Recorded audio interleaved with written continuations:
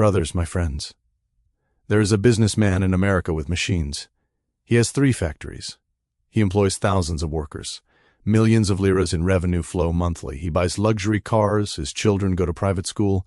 He spends most of his weekday evenings at wealth and business dinners. His monthly credit reaches 5-digit figures.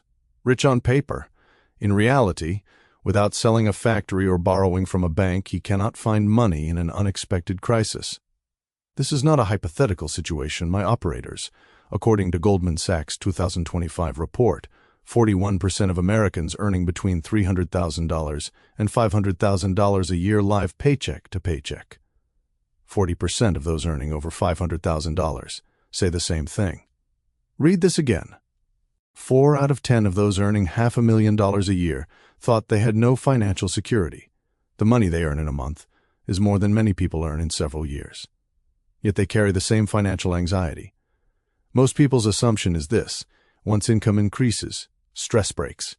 Once you reach a 6-digit figure, problems go away. Once you pass 200,000, you breathe easy. Once you go above 500,000, money becomes irrelevant. But the data tells a unique story. The name of what is happening right now is the high-income poverty trap. People earn more, accelerate more, save at the same rate, and they wake up at 60 asking, where did the money go? You are not interested in the amount you trap. You are only interested in how much you can hold. Brothers, let me now tell you exactly how this thing works. As income share increases, spending increases at the same rate. They call this lifestyle inflation, and it happens so slowly that most people don't even notice. A 10 lira lunch goes up to 80% lira. The economical car turns into a luxury car. The adequate apartment evolves into a villa whose guest rooms you cannot fill. A single upgrade seems reasonable on its own. You say, I deserved it, I can afford it. The math is also technically permanent, but upgrades accumulate while savings stay in the same place.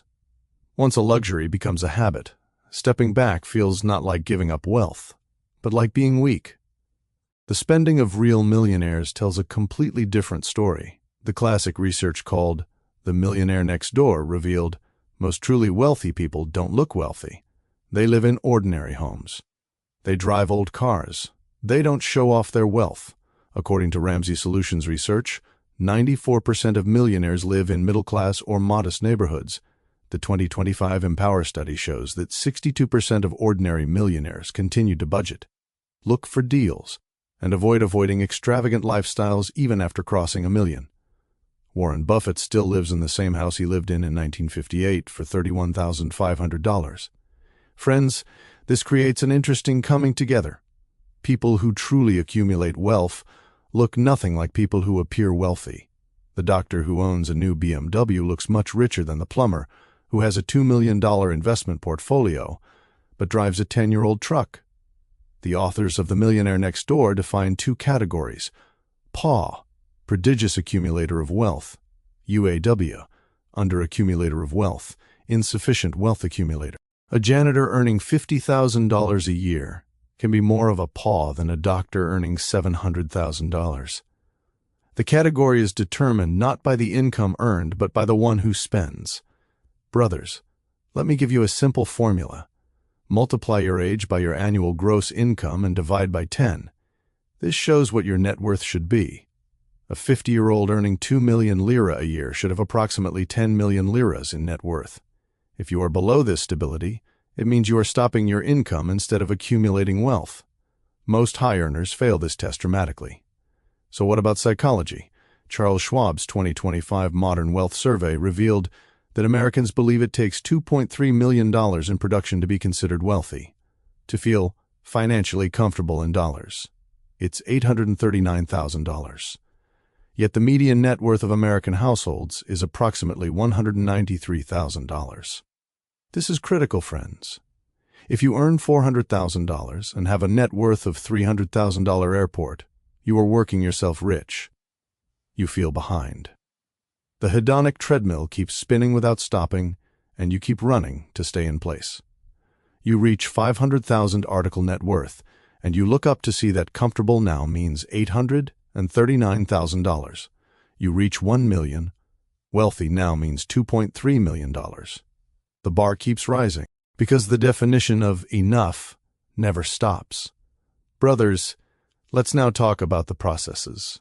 According to the U.S. Bureau of Economic Analysis, the personal savings rate in December 2025 was 3.6%. That means 3.60 cents of every 100 units of disposable income is saved. At the pandemic peak, this rate rose to 33.8%. The stimulus attractors came. Spending markets disappeared, and Americans were living without knowing what intense saving was like. That money is gone now. Real wealth accumulators are different formations.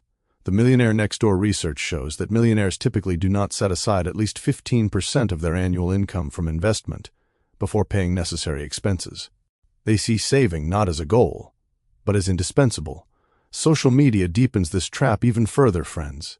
The Goldman Sachs report cites keeping up with the Joneses pressure as one of the main driving forces of paycheck to paycheck living among high-income workers.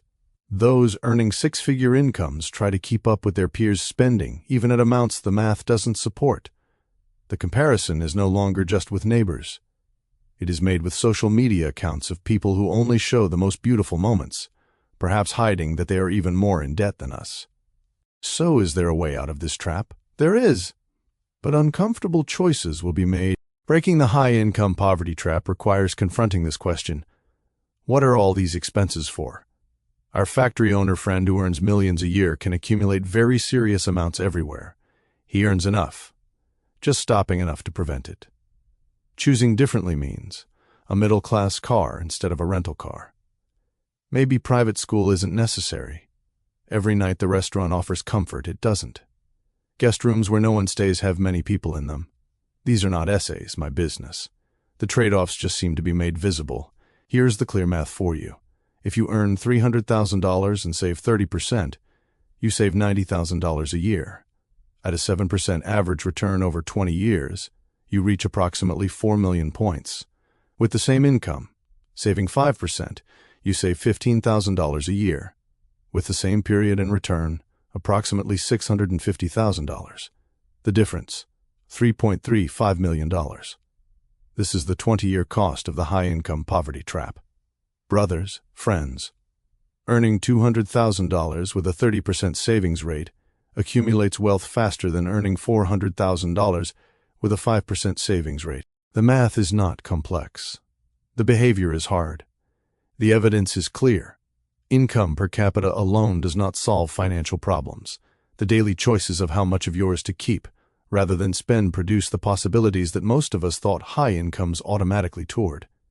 The trap is real. Breaking it is possible, but it requires accepting that more money is never the solution. What you do with money is always more important than how much you are.